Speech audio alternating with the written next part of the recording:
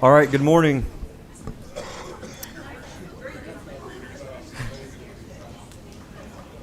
Good morning. It's Wednesday, January 28th at 9 a.m. We'll begin the Vigo County Capital Improvement Board meeting as soon as Brandon Sackman quits talking. Brian Koistra. Yeah. After a brief resignation, I'm back. I didn't make it. I didn't make it very far to get away from this board, so here I am. Mr. Hutchings, would you call the roll, please? John Marvel. Here. Emily Crapo. Chris Schweitzer. Here. Karen Dyer. Here. Tony Brewer. Here. Brian Koistra. Here. Brandon Sackman. Here. All present. Okay. Any additions or revisions to the agenda? Mr. President, I do have one addition.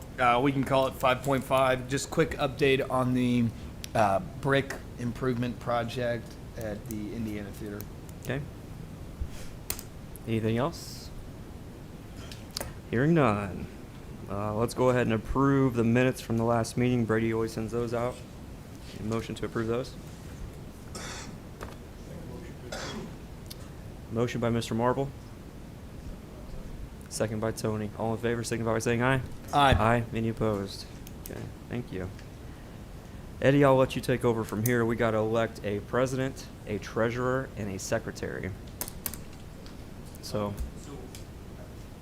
I'll leave it to you all on how you want to proceed. If you've had a chance to think about it, you can request that all those be filled individually. Otherwise, we'll start with president and move on. So I'd ask that you open it up for nominations for president and or all of the above simultaneously. Okay. Pleasure of the board, whatever the board wants to do. We need to elect a president, treasurer, and secretary. So open the floor for nominations.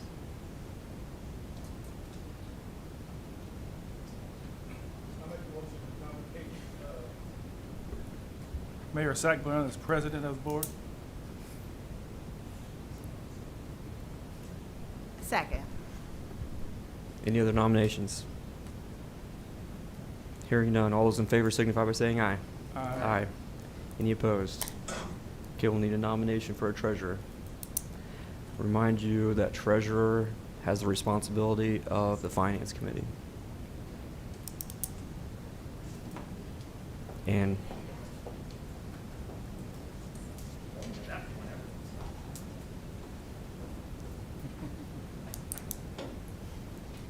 anybody want to do it? I do not want to do it. I nominate Chris Schweitzer to serve as treasurer. Are you serious, John Marvel?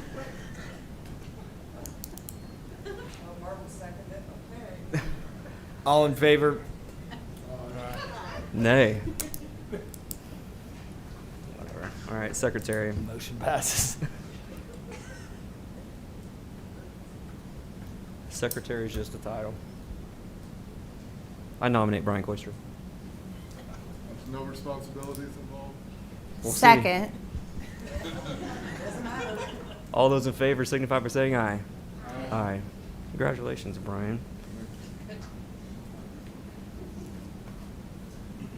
And then I'll nominate Tony Brewer to be vice president.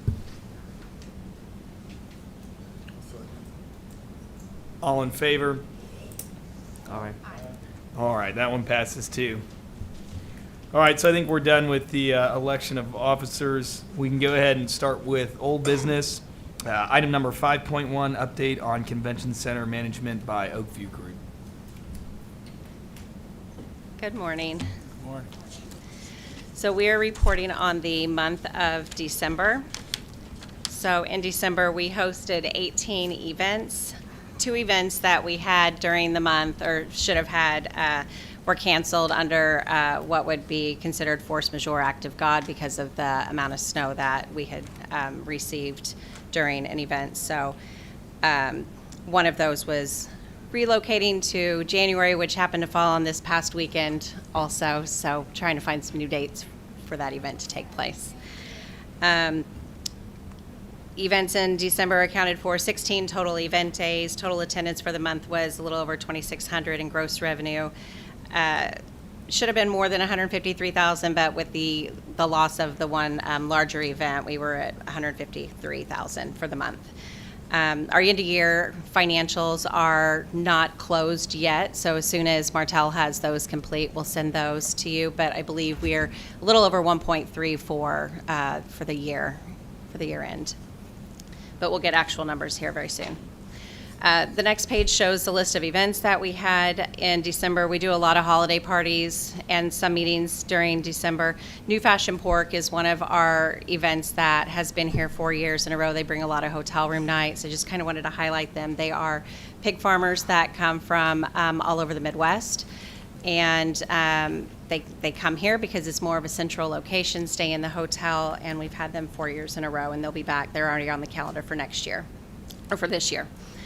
Echoes of Christmas Past was the second little radio program that we did through Crosley Radio. We had about 60 attendees for that event.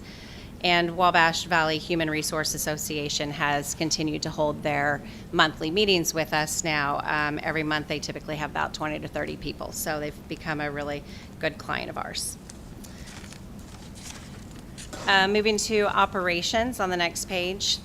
We had a new rep from TIBA, which is the parking equipment company, come out and talk to us about some of the parking equipment that we have and some new software that they have, and found that we're eligible for some upgrades. And so he came out and did some servicing with us, showed our operations crew how to re-level the arms whenever someone drives through them, which has been a little bit of an issue several times this past year. So they've been really good to us.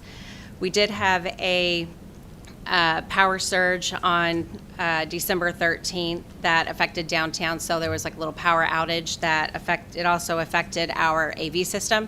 So we had to have Envelop come out and figure out why our AV system wouldn't come on in the ballrooms. And so they came out and fixed that. It also affected our time clock.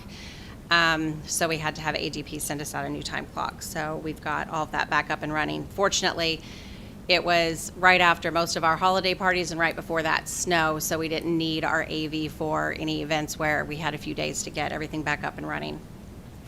Corson came in and repaired the fire suppression system that was above the walk-in freezer. We had a leak up above the freezer that had been creating some ice, and so they came in on 12/23, made those corrections for us, and then they also did hood cleaning at the end of the month. Safety things, basic fire, AED inspections. We changed all the batteries on the door alarms on our AED cabinets. This year we'll probably be replacing batteries on actual AEDs as well, and then we had a lot of sidewalk cleaning and clearing, salting. During the month of December, we had 10 events go definite, totaling $87,000 in business. The team was currently working on 68 proposals, and then they had 27 contracts that were out, and this was at the beginning of the year.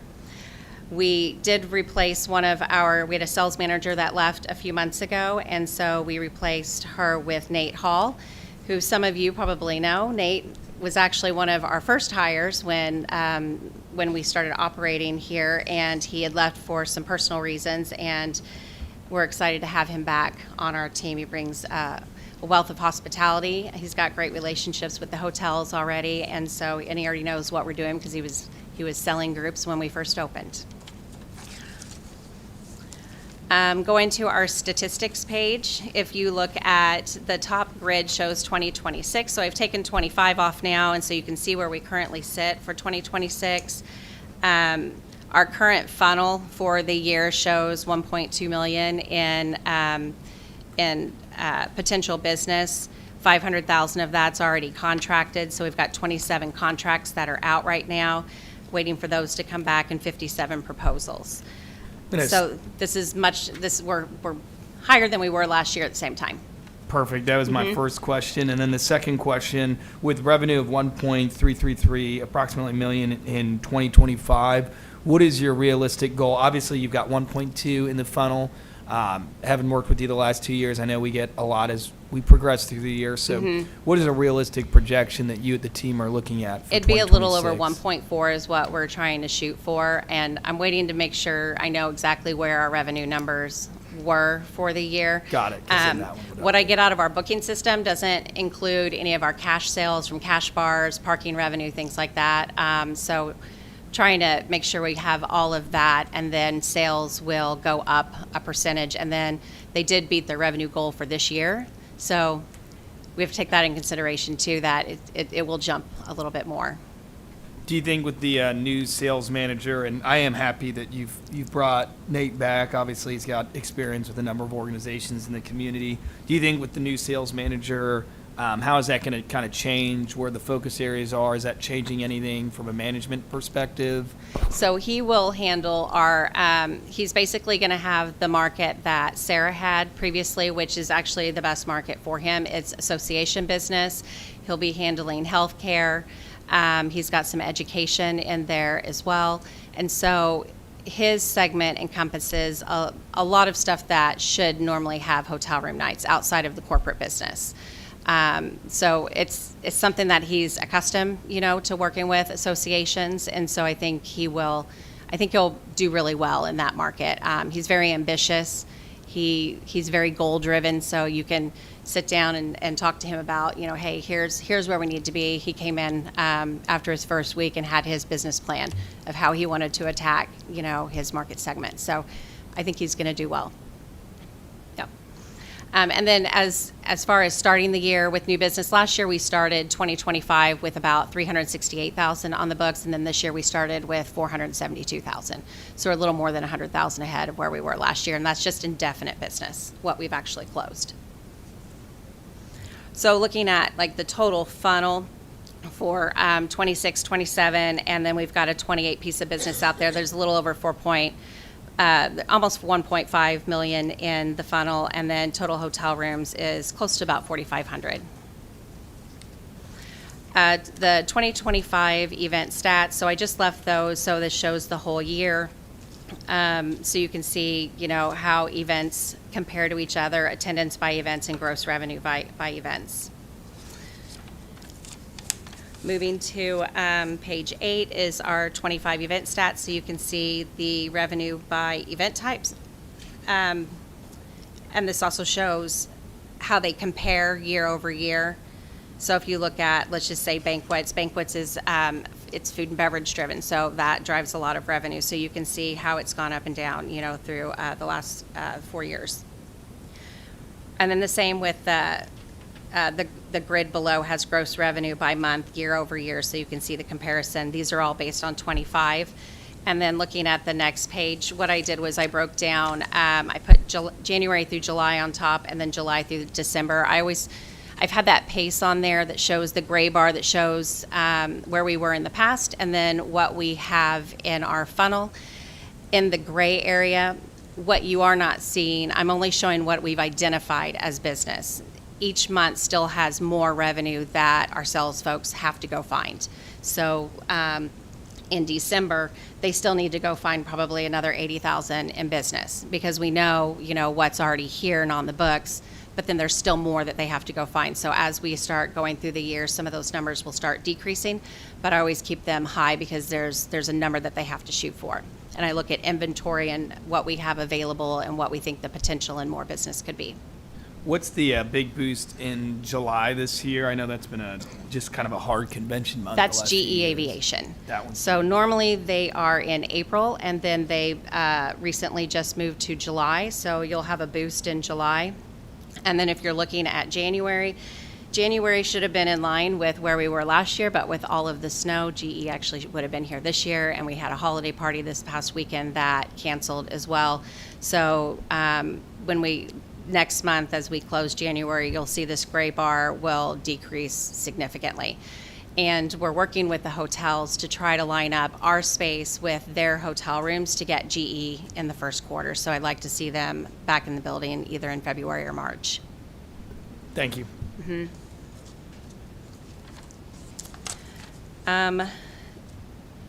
2025, the next page is the 2025 parking revenue, so you can just kind of see where revenue was. Last year we had a lot more basketball games, so you can see where some of the numbers were higher, October, November, December. And then it's got the year over year by month below again. hotel rooms consumed on page 11 will show that at the end of December, we calculated a little over 3,000 rooms, so we're about a little over 300 rooms behind last year. And then that 2026, that 920 number, part of those were some of the business that we just lost this month, and then there was a mistake in there too. So that January number is going to decrease. So truly, forecast now looking forward, we're really at about 1,900 rooms. So I'll have that corrected on the next one. To Neil, she would have had a little bit more information. I didn't get her the economic impact calculation, so we're working together to create some economic impact for the rest of the community using the Destination International calculator that we have access to. So we'll do that for some of the larger events so we can see what the overall kind of larger picture is for our community for what you're doing. Thanks, Karen.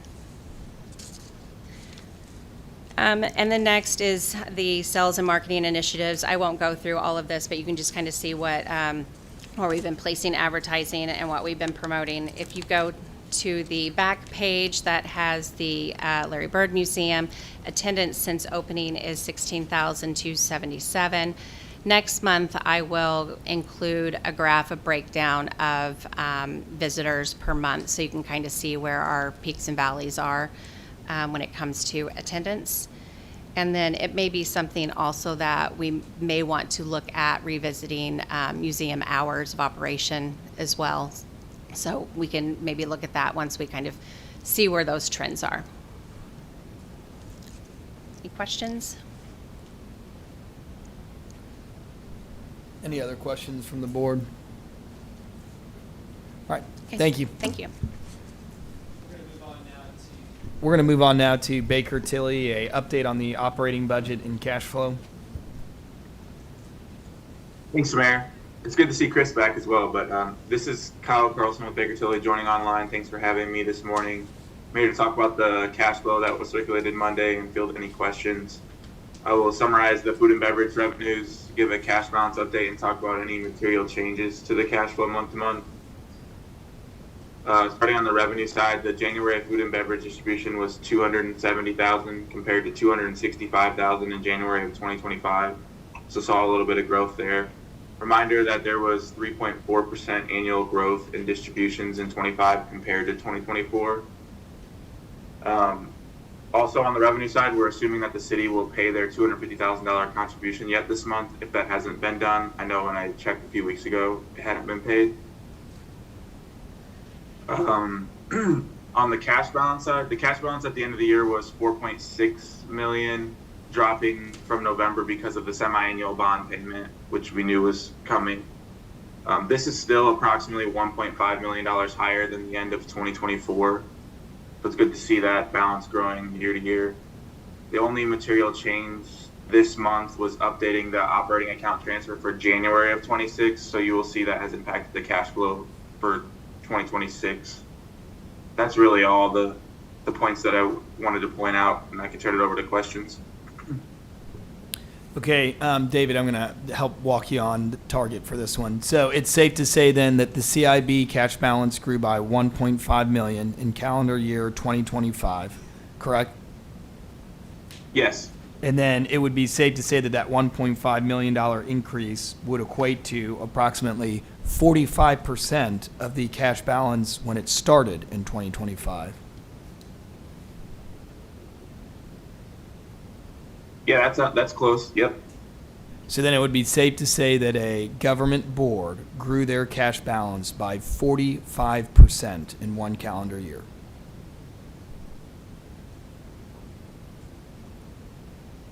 Correct. Okay, thank you. So then moving on, looking at 2026, I see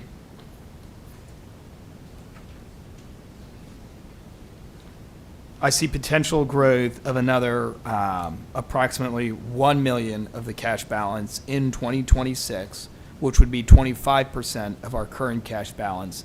But the way that we budget is we budget for, frankly, no increase in food and beverage tax. And we've seen historically that we do have increases in more people spending. We're not increasing the tax, but more people are coming and spending money on food and beverages in Vigo County, correct? Yes, yes, exactly. And then also on the expenditure side, I think we add cushion into the buckets than, even more than what you're seeing on the cash flow here for the budget that we work on with Chris. So we've budgeted higher than this cash flow as well. Perfect. And then that theater capital cost of $388, it's currently in January, but of course discussions with Chris, the rest of the board, and frankly, everyone knows that it's cold and snowy outside. That roof timeline is going to change. So when that does change, we'll move the theater capital cost to the correct month that it comes out of. That's all I got, unless anyone else has questions. I would just like to add, Brandon, that this year was, although we saw a little bit of growth at the CVB and tourism, it was a pretty flat year for the county and the state. So next year, we're projecting a lot of events, including the air show and D1 tournament. So I expect this to grow more than that. Speaking of the air show, I would be wrong not to plug for Rick Berger. The Terre Haute Regional Air Show is coming up, so please hit up the airport for business sponsorships. So it's America's 250th as well, too. So had to give that shout out to Rick Berger. Any other questions, finance related? All right, update on legal matters by Eddie Felling. Thanks, Kyle. I don't have anything unless you guys have something for me.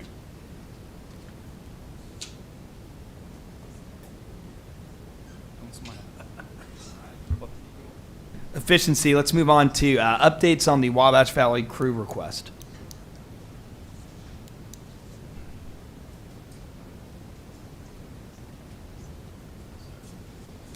Just hit that button there. You want to switch?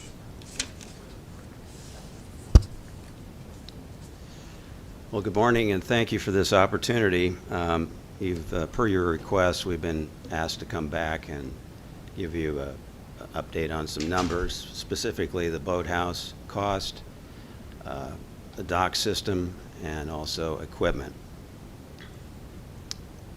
And I'll see if I can fumble through this here. Oops, wrong one. I'm going to be going through this fairly quickly, so if there's anything that you'd like to review, I will be giving you this dissertation at some point after this. So this is our main focus, right? Our beautiful Wabash River, one of our greatest assets in our community. This is what Jack Hill had given us on the previous presentation. I just want to point out a few important points of that on number 6 down, the first national qualifier and participant of the 2025 Nationals in Sarasota, Florida. I know it's just a bullet point, but for us it's a big deal because after 10 years of being challenged, if you might say, we went to Sarasota, Florida, a crew of 1, but we were there. So my point being is think about the possibilities of what we could be with a boathouse and the assets that we could put behind that to replicate those outcomes in the future for more young people to be exposed to the sport of rowing. Further on down, the friends we've met along the way, Arshay Cooper, whom you've been given his first book. He's been to Terre Haute about 5 times now.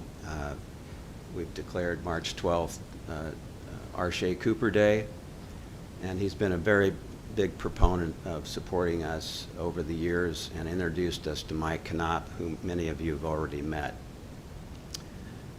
So Mike is a part of River Sport, and we'll get into that in a little bit here, but the opportunity to partner with the YMCA to create sustainable programming on the Wabash River. Ryan Penrod and I have been inseparable here for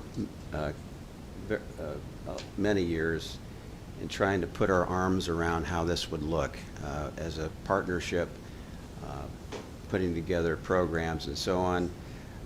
The river sport component with Mike Knopp is going to make that happen. So we're very excited about those possibilities. This is Mike Knopp's vision of Boathouse in a Box, which helps communities get on the water. And it starts with Terre Haute, Indiana. This is a once-in-a-lifetime opportunity to be the first of its kind, and this is in collaboration with U.S. Rowing and the YMCA, YUSA. U.S. Rowing will be the core partner, working with the YMCAs throughout the nation on waterways, promoting not only for us as rowing, but for kayaking and the like.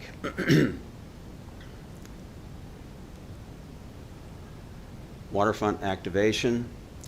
I'm not going to touch on all of this, but essentially the Boathouse in a Box is a turnkey infrastructure for programming and solutions.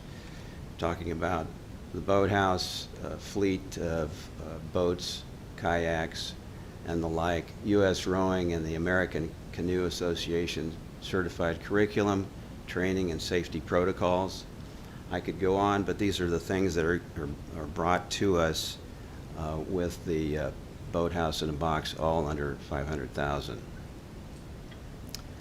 This is Mike Knopp's history here. He's been here twice now and spoke to it, but the new tagline is from a ditch to the Olympics. The LA 28 Olympics will be held, at least for the whitewater competition, will be in Oklahoma City, which is a big deal for them, and quite a feat for a credit to Mike Knopp. This does not do very well, but you can see the boathouse not as attractive as the one we were going to introduce to you here, but that's where they got started, and that's where we're proposing to get started as well. Waterfront partnerships here. I'll just touch on Easy Dock as a for instance. Easy Dock installed the city dock here that we have on the Wabash River right now. We're looking at installing a low-profile Easy Dock, which we'll get into in a minute here, for easy access for kayaks and rowing boats, excuse me. Youth programs, collegiate programs, adult programs, and most importantly, league programming for youth, community, and corporate leagues. If I may, I want to just touch on the collegiate program. In 2019, we put together 4 girls from St. Mary of the Woods. They designed their own uniforms. They trained with us and competed in several regattas, much to Jack Hill's credit. So we had our collegiate moment, if you will. But it dissipated once again because we don't have a base of operation, a boathouse in which to facilitate an ongoing curriculum to make this possible moving forward. But we will revisit that once we get this going. Lots to go over that, but I will say with the school corporation, we implemented a program called the ERG Ed program. ERG is a rowing machine. It's an accredited physical education course that we piloted at Sarah Scott Middle School. R.J. Cooper was here for the ribbon cutting for that. It's the first of its kind in Indiana. Why is that significant is that the program itself clearly states you learn the basics in the classroom, they take them over to the boathouse and introduce them to that, and then onto the water. Perhaps we got a little ahead of ourselves, but this is what we're shooting for once we get the boathouse, we could complete that feeder, if you will, of having students introduced to something new and the boathouse will help us do that.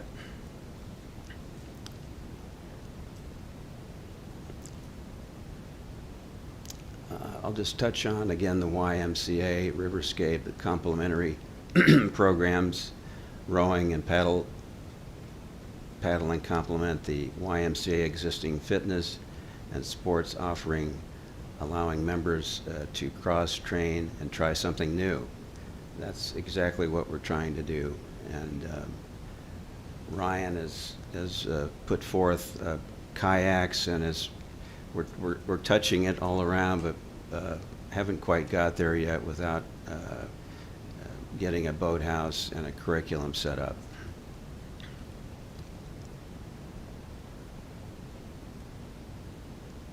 This is quite a success story. This is river sport in Oklahoma City, from the ditch to the Olympics. It's startling what this has become, much to Mike Knopp's efforts, at a $23 million annual economic impact and $17 million in college scholarships. This is the kind of time and kind of quality that we have behind us with Mike Knopp's talent.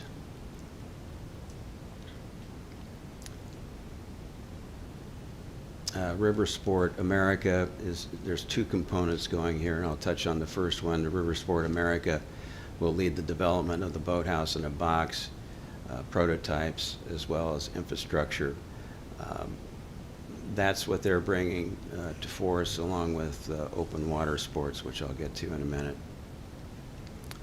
Here's the numbers. This is the boathouse in a box. Estimated cost is $173,000.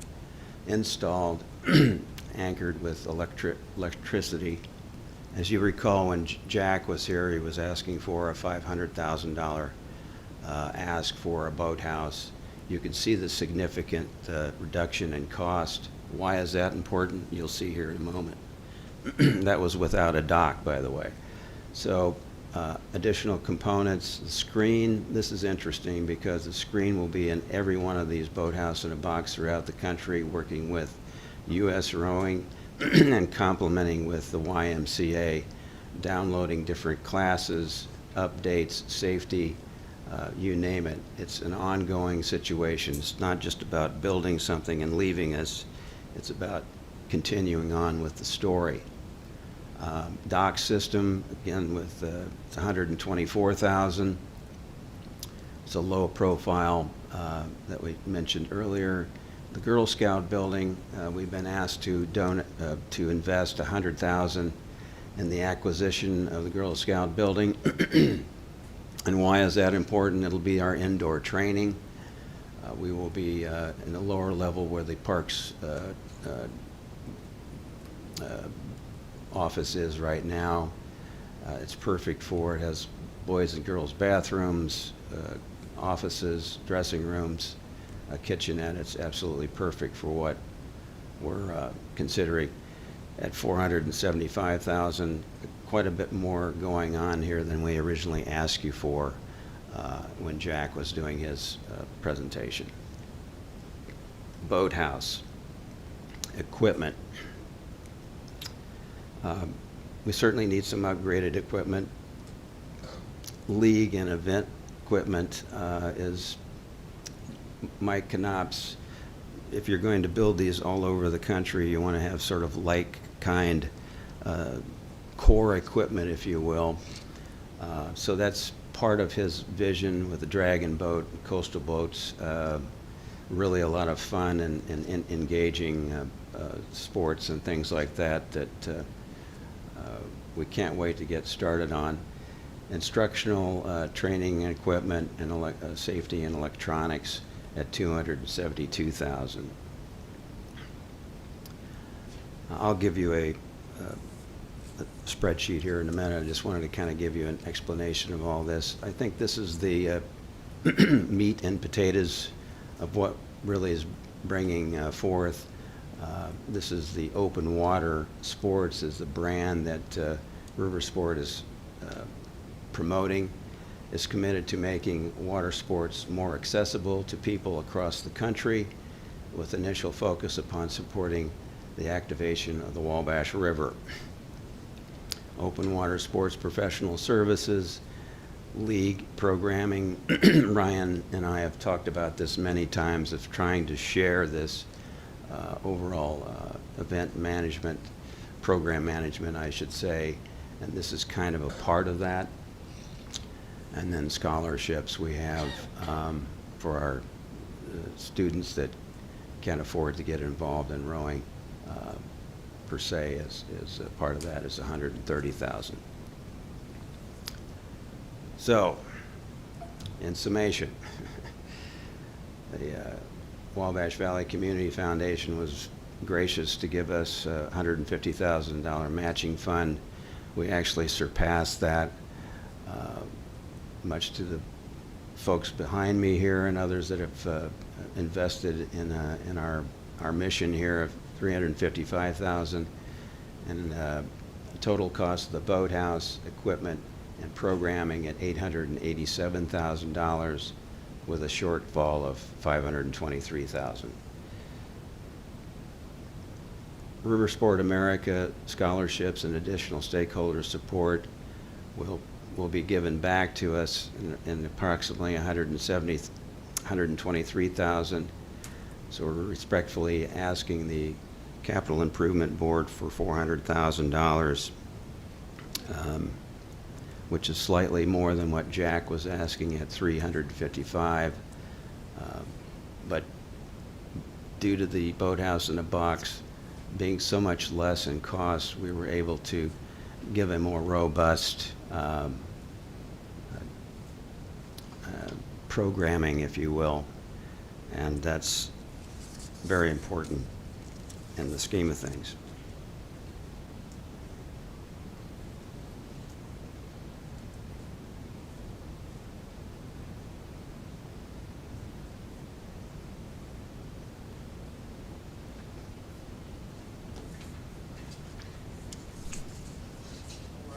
I think we will move to board discussion and questions then.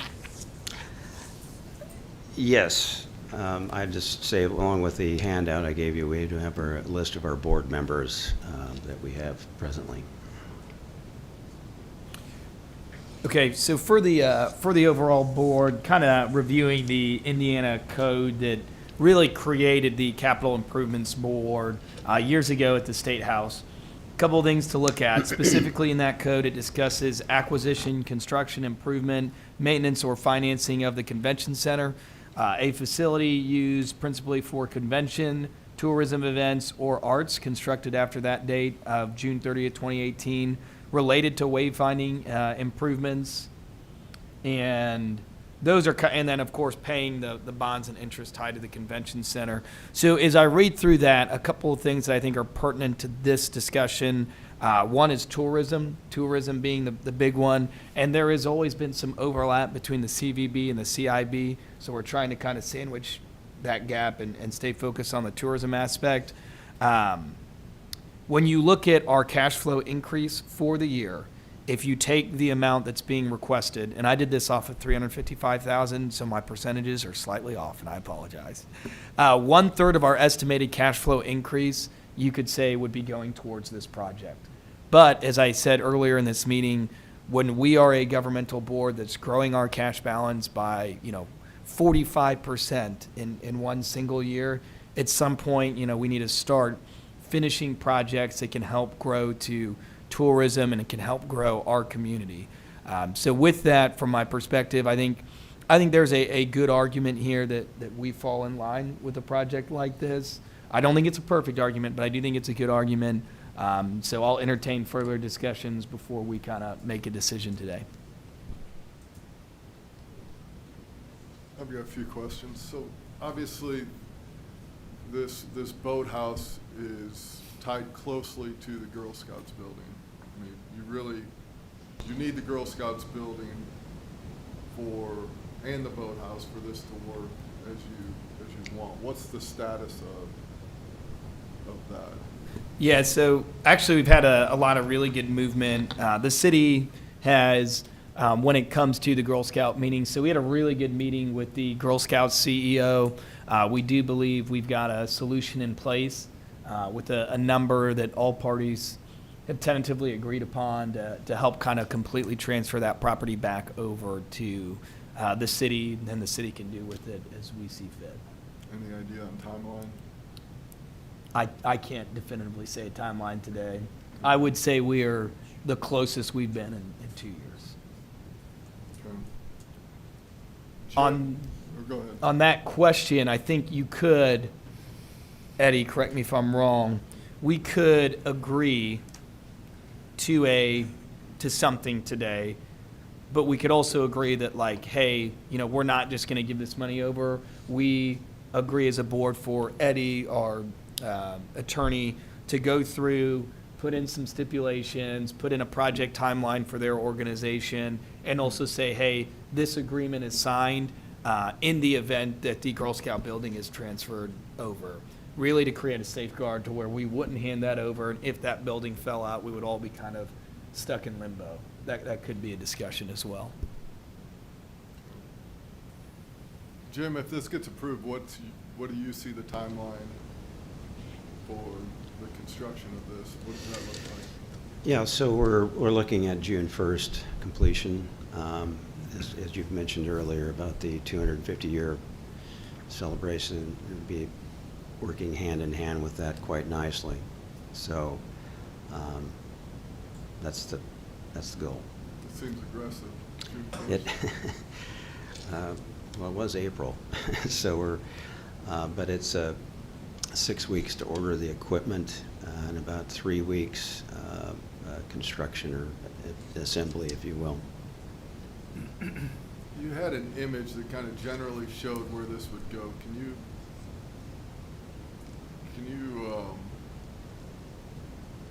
describe the location a little bit closer? Okay, well, this doesn't work here, but anyway, you can see the boathouse in a box on the central photograph pointing towards the back of the Girl Scout building. That's the parking lot. And we're putting that on the parking lot. We've had several iterations of where to put the boathouse, but it's so cost prohibitive that we put it on the parking lot temporarily on a 2 to 3 year revocable permit. And that's the parking lot, excuse me, to the East, it'd be to the east of the building? yes. Okay. Some things, synergies that I just might add for, at least for Ryan Penrod and the YMCA, while the construction is going on, they can use the Girl Scout building, and that will increase the efficiencies for getting the construction done quicker, and it'll get out of the way of the participants, and the Y will be out of the way of the construction and vice versa, so it will help. Getting control of the Girl Scout building will also be a win-win for the YMCA. How big is the building, and will it take up the entire parking lot? It's 120 by 50 feet overall, so it's a significant amount of the parking lot area. So.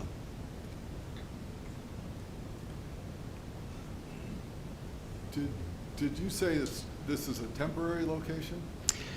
Well, I in the sense of we're trying to get something, a program up and running, but if we could go out to 3 years on a revocable permit, we want to get the concept built and moving forward. We could move it at some point, and at that time, when we hopefully will be other revenue streams and money coming in where we could do that. We'll phone a friend on that question. So the revocable permit and the structure of the building, basically, the land in Fairbanks is super hard to build on for a number of state and federal reasons and floodplains is DNR stuff. With this, we are able to essentially issue a temporary permit, for lack of a better term. And then the type of this building is easily, I shouldn't say easily, but it can be collapsed and moved if needed.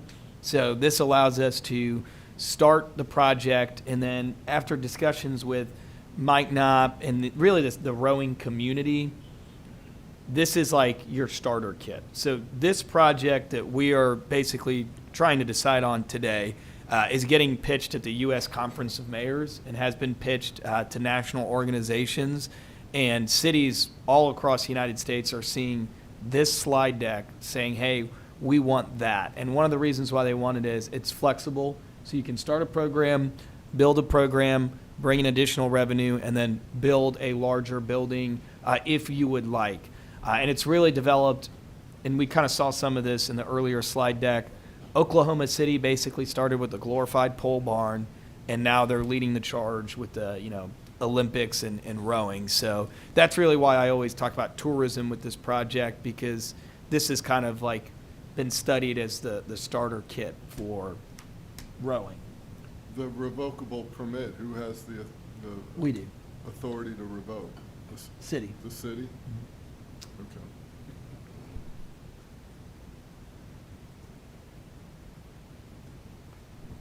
I did an estimation on a projected event with 500 people using my Destinations Impact event calculator. So a 500-person event could net about a $300,000 economic impact to the community if they were to stay for 2 nights, a 2-day event, 1 night. So my question is, how many events could we expect? That would be at least 1 night, if not 2 nights. And more nights, the better. That's a good question. I'm not sure exactly when you're expecting the event, as you put it, but working with Lori Danielson on the 250-year birthday celebration of the country, we would be involved in that as far as maybe offering up rowing opportunities on the water and things like that. We would be assisting in that program. Further down the road, once we develop our crew, if you will, and inviting others, I've certainly been to Indianapolis Rowing Center, invited the head coach over to Terre Haute. He's been here twice, discussing about relationships, having small regattas and things like that. It just, we're touching it on different sides. Haven't got there quite yet. Would 2028 be a realistic goal of like, hey, let's build, let's spend a year getting the program, getting the teams together, and let's target 2028 as like, I don't know, would we call it the Terre Haute Regatta, or is it a race or a regatta? Well, the Wabash River is set up ideally for a head race, and that's where you row up several miles and release every 10 seconds a boat, if you will. So it's based on time, and you row down to the finish line, which would be at the YMCA area there. So it's a head race. It'd be the head of the Wabash is what you would call it. I think that's aggressive, but we can certainly put that as a goal.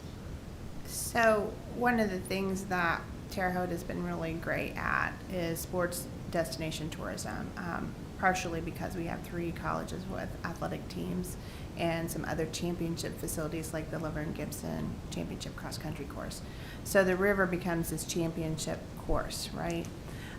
So what types of tournaments could we expect? And then you talked about those boats. I don't remember the name, but they have there's an opportunity maybe with those to have a different kind of a tournament that's not collegiate or high school or whatever, where it's more of an event. Can you talk a little bit more about that and tell us about those boats? Yeah, that's part of Mike Knopp's program on the leagues, if you will. It's called a dragon boat. That's what you're talking about. It's a very stable boat. People, you have somebody with a drum pounding, and everybody can get in the boat without feeling like it's going to tip over, and they all paddle. So this is great for corporate team races. He says even in Oklahoma City, the senior citizens are quite competitive and really enjoy it. So there's a myriad of opportunity there. Like Viking boats? Yes. Yeah. Okay. It's kind of confusing when you logically think about it, that the term is dragon boat, and it's supposed to be easy for folks. I just want to put that out there, that name is horrible for what we're trying to accomplish, but I get it. I will make a footnote, Mayor. I'm Yeah. terribly sorry about that. I don't know We'll who get runs that the fixed. Boat Association of America, but we can relook at that naming convention. I didn't write the script. I'm only here to tell you about it. All right, I have a couple things. So you currently have $355,000 total that you have raised. Yes, sir, with the Wabash Valley Community Foundation. Okay, if we fund this project today, my one stipulation would be that the CIB has no role in the purchase or the acquisition of the Girl Scout building, that they have to use the funds that they've already used. I don't think our funding should go to any acquisition of a building. That's my one thing. Second thing is, for me personally, if we vote for this is more of a local, I want this project to go. It's been going on long enough, and they've had a shortfall for quite a while. I mean, we've been talking about this for, what, 4 years, maybe 5 years? And they still have a funding shortfall. So I want this more to happen for the current group of people in the community that have been advocating for this for so long, and then let the tourism fall in place afterwards. So with that, I'll make a motion to approve the $400,000 request. I can still make a motion. Thank you. Yeah. So you're fine with making this expenditure, but I want to make it very clear and thank you, Chris, for pointing that out, what conditions you want, because there needs to be at least a 2-page agreement that lays out where this money is specifically going to be spent and what, if any, clawback you're going to have or contingencies you want in place before we give the money. So should the motion read, essentially, I mean, you can legalize this and attorney it up, but we'll make a motion allowing our council to negotiate up to $400,000 and stipulations tied to it? I think that's good. And then we can bring the final agreement back to the board next month. I don't know what the time frame is on or you can authorize you as president or whomever to sign on behalf of the board. I agree. I don't think we need to decide all the nuts and bolts today, but My question is, does part of the 400,000 go to the Girl Scout building? Because I seem to remember a slide that said it did. There were different slides with different dollar amounts on them, but at one point I thought part of that total that you were asking for did go to the Girl Scout building. Well, it's right on the screen in front of us. I'm just simply So- saying, if we provide $400,000 to this group, I'm hopeful they'll use the money that they have already raised to get involved with the city of Terre Haute to purchase the building. That this $400,000 that we were to give to them would go toward the project, the building, the dock, and things like that, not the purchase of the property. Well, if I may, with the Girl Scout and the boathouse in a box, it's $351,000, so we're well within the range of using what we have. So if that answers. That does answer. So with what you have, with your current range, you can execute the Girl Scout conversation without the CIB dollars, correct? Yes. Perfect. See a lot of head nods with that one. Thank you. And then, do we need to amend Chris's motion, or? I'll withdraw my motion. Okay, thank you.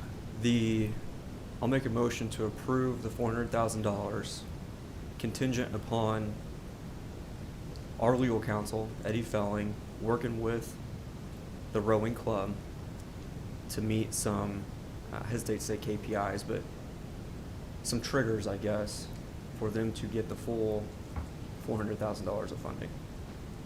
Make sense? And then, Eddie, whoever decides to work with this, Brandon, if it's you, whoever, they could be the signee or signor of whatever happens. okay.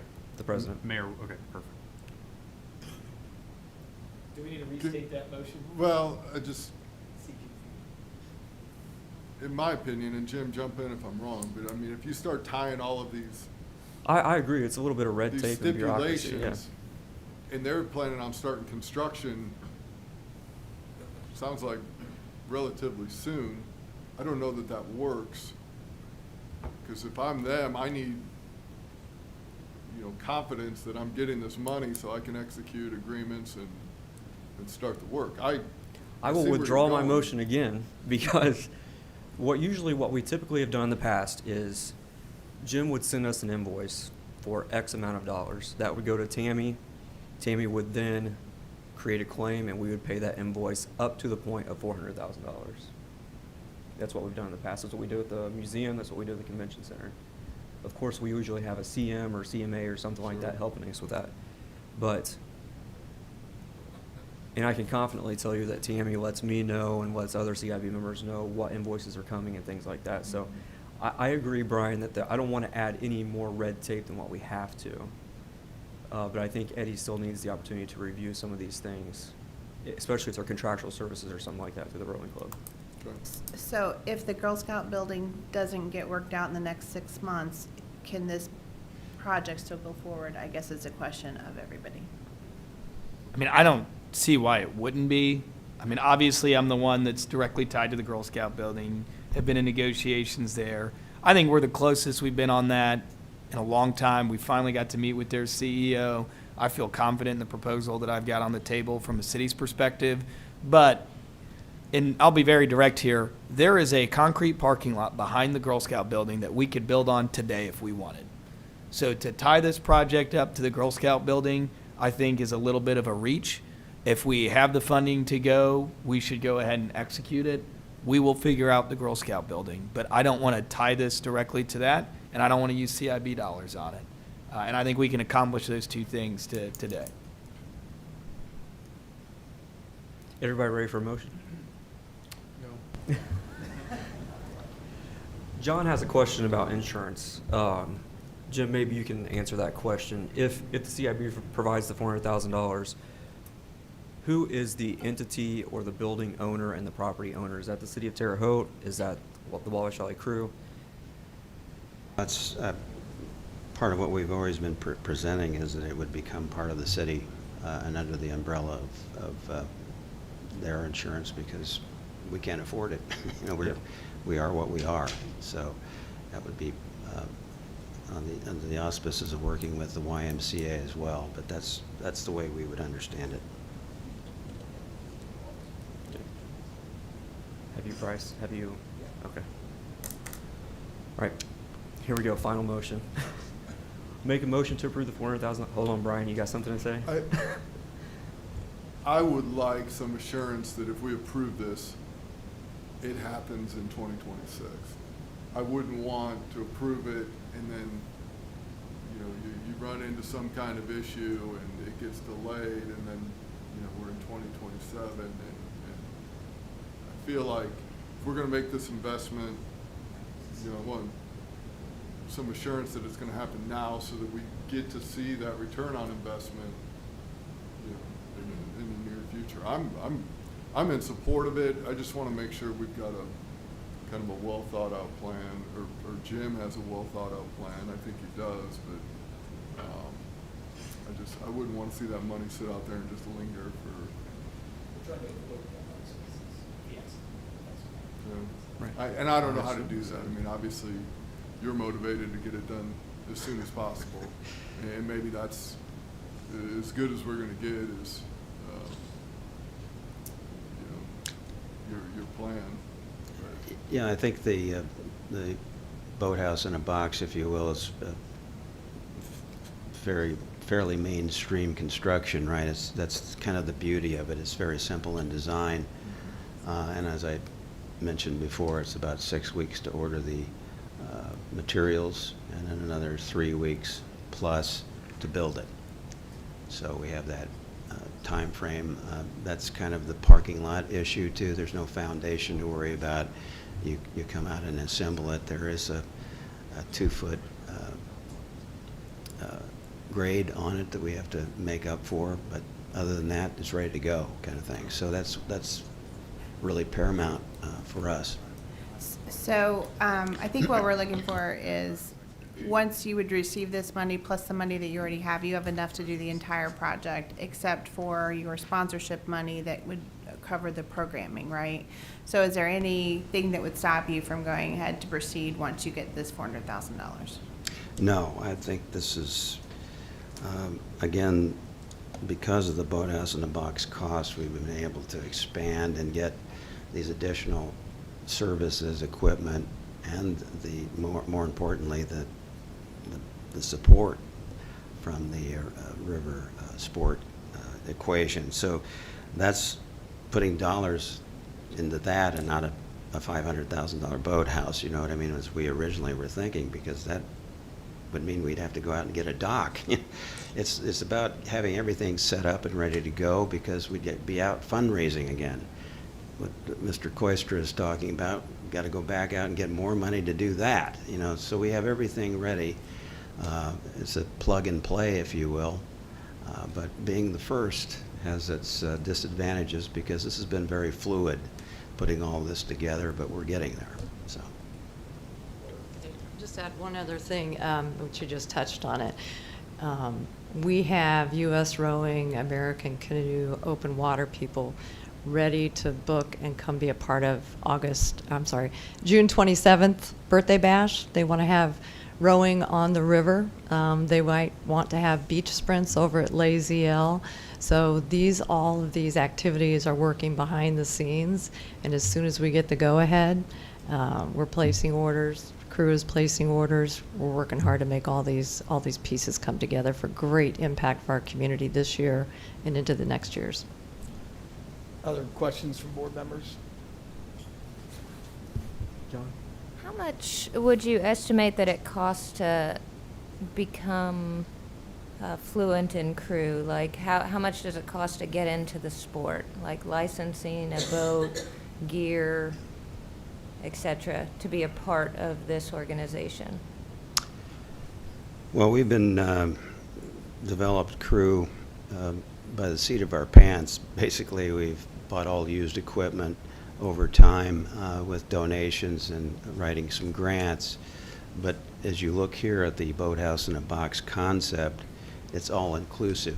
You know, not every community is going to be the same, but you have the core equipment and instantly energizing the community that you live in and get them out on the water, ease of access, and start enjoying it instantly. So what we proposed here is kind of the, if we were not 10 years into it, but day one, this would be the equipment you would need, that sort of thing, if that makes sense. It does. I just was wondering, I have no idea on the cost of any of this. Like, if I wanted to get a boat or do any of these things or put my boat in the boathouse, how much would those things cost? If you're talking about a single for yourself to row on the Wabash River, certainly Rockford, Illinois is a good example of that. There are probably 30 singles that they rent a space to house their boat there. Singles can go anywhere from $3,000 or $4,000 to $10,000, as a for instance, for a one-person boat. But if you're starting out, they have trainers and things like that that are somewhat more accessible in price.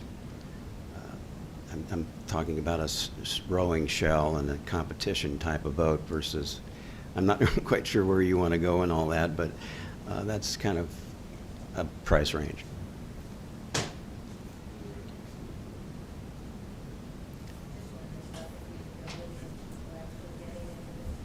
Yeah. No, so I actually really enjoyed that question because up until I spent time with Arshay Cooper as well as Mike Knopp and looked at the U.S. rowing model, I would have been a hard no to this project because I had always interpreted crew as, and I'm going to be very simple here, the rich kid style sport because there's a huge barrier to entry and that's the price of a boat. But spending time with Lori, Jim, Ryan at the Y, and the rest of the board, looking through the budget, you see how much equipment they're purchasing, and studying the U.S. rowing presentations and their model and discussing this with them. The United States Rowing Organization is making a huge commitment to offering essentially free programming to get more people involved into the sport and to eliminate that barrier. And I'm happy that they're doing that. I'm happy they're committed to programming, especially in a community like ours. We have to be honest. We all know what our median income is here in Terre Haute and Vigo County. And so I brought that up to, the organizations that are looking into this project. I did get a lot of assurances that there's strict, programming funding in there. There's equipment in there to kind of ease that burden and get people involved. And I will add that Wabash Valley Crew's already doing this. For example, they spend a lot of time working with students at Sarah Scott.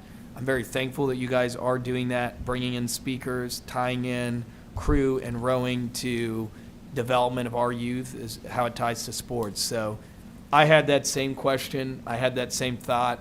I was a huge no to this because of the barrier to entry of the sport.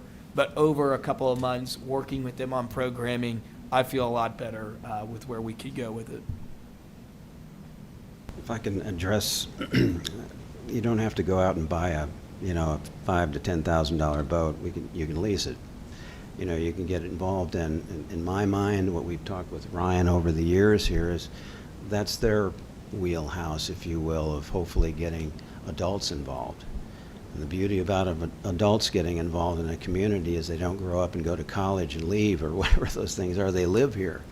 And that's the base that you build with the adults being involved to become volunteers and grow organically, if you will, the sport of rowing, kayaking, all water, human water sports, if you will. So you don't have to have a lot of money. We want you to be out. This is access to everybody. We want everybody to participate. I hope I answered your question.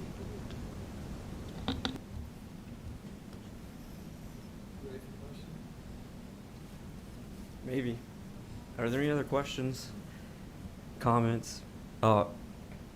So essentially, the CIB is going to help fund a boathouse in Fairbanks Park that technically will be owned by the city of Terre Haute.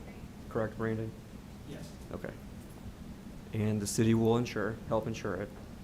And if something were to happen to the Wabash Valley Crew in the future and it doesn't work out, you're still going to have that building that you're going to have to deal with. True statement. You're still going to have that building to deal with? Yes. Okay.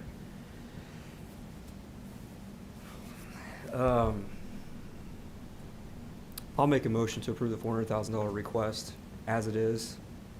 No contingencies. We'll just allow Eddie the next month or so to work with Jim and the board back and forth to have some more discussion and move forward in that manner. Second.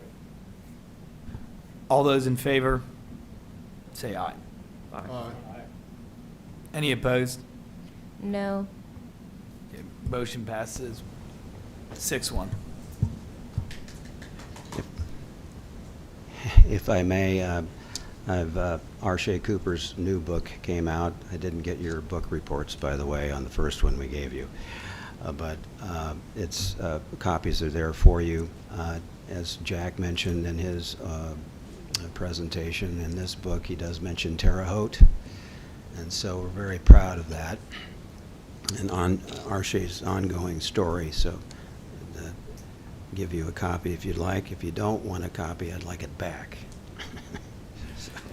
Thank you, and thank you guys for coming and spending time with a number of us and working through your presentation. Next, I'll move up on to Old Business 5.5, Indiana Theater brick update. I'll quickly hit that. So we did send multiple quotes of a not-to-exceed contract over to Eddie. I was authorized to approve that.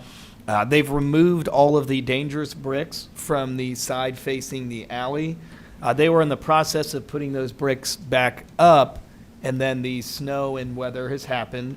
They believe that once the weather slows down, they need 2 more weeks to finish. They are going to try to do some tuck point work on the side facing Ohio Street, and then they'll come back and give us a full report like, hey, here's everything we hit.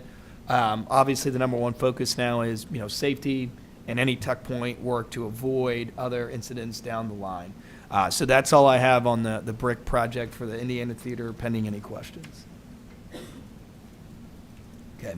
On the moisture management piece, I believe they were going to get started also when it gets a little bit warmer. Yeah, gotta wait for warm weather. Perfect. So we are still in conversations about that and the roof. So that's all we have on the theater today. Seeing no questions, we'll move on to new business. Update on the Crow Deterrent Initiative, the Terre Haute Chamber of Commerce. Do you have a laser update?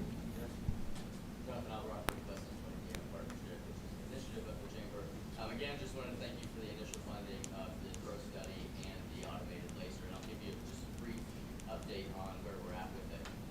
We installed the laser at the end of October 2025, and it's on the northeast corner of the Sycamore building. It will run from. That's what we're starting. Is that on now? Okay. Do you need me to start over? Okay. It'll run from November to the end of March, and it runs 7 days a week from 4:30 p.m. to 7:30 a.m. And the laser is currently at 100% brightness, and we have the ability to change the times and brightness as needed if we need to in the future. It covers an area from the Vigo County Courthouse up Cherry Street, hits Holman Center, the front part of the hub, St. Ben's Church, Terre Haute Police Department, Vigo County Public Library, some of the buildings on Indiana State's campus on that Cherry Street side, and virtually every building in between that we can. There are still a few buildings that are not covered based on the line of sight issues from the Sycamore building. The laser has been up for almost 3 months now, and we've been seeing some very encouraging results downtown. We've talked with multiple business owners, property owners, and the majority of them say that the current Crow activity is much better around their properties, and they all support expanding our current Crow management efforts. Overall, the feedback we have received shows the laser system has been extremely effective, dramatically reducing Crow presence and improving cleanliness around buildings, parking lots, streets, and vehicles downtown. Multiple stakeholders report that problem areas that were once heavily impacted are now significantly cleaner, though crows appear to be shifting eastward beyond the current coverage area. We've been coordinating with Wild Goose Chase for another visit here in the next few weeks. They were planning to come last week, but they didn't want to with the snow, just to see kind of what areas are working well, what we might need to focus on more, if there are any. And internally, we've been discussing what we might want to do in the future and what expanding the current Crow management efforts look like. So that's where we're at currently today. So thank you for allowing us to come here. All right, seeing no questions, we will go ahead and move on to other business questions and comments from CIB members. Yep, just a suggestion. I appreciate this board meeting every month, but we have no significant projects happening. It's great to hear from Tennille about what's going on at the convention center. It's great to hear from Kyle about what's going on with our finances, but I see no need for this board to meet monthly. So I'd like to make a suggestion that we meet quarterly. That would move us to April 22nd, August 26th, and December 23rd. Brandon, you'll be tasked with forming committees as president. I'll be on the finance committee, so I can still be here and meet to pay our bills. That's what the committee does anyway. But it would be my opinion that unless we have something that's significant, I know we have a couple projects up in the air that we've been talking about funding. I see no need for this board to meet monthly. Just open the floor for conversation. Yeah, I'm a no on that. I just think, one, with the theater, hopefully as it warms up, getting the roof conversation done, tightening our shot group on this, looking at the cash balance. And I mean, we've got to figure this theater thing out. And so I don't think we should move to quarterly. We got to keep our eye on the ball there. Okay. Yeah, I'm a no. Well, hopefully you form a committee, a projects committee that takes this on, because it can't be done by one single person. I mean, that theater is whatever, but. What does that have to do with the meeting schedule? Well, Tennille, because of technology and email, she sends us the update ahead of the meeting. Kyle sends us our cash balance and our timelines and our cash flow. And we talked about in the past only meeting quarterly. And then the president can call a meeting anytime he wants to. There's just, quarterly, there's just too much of a gap and a disconnect. That I Okay. don't like it. That's fine. So with that, our next regular board meeting is February 25th, 2026 at 9 a.m. And with that, I'll entertain a motion to adjourn. Seconded by John. All right, all in favor?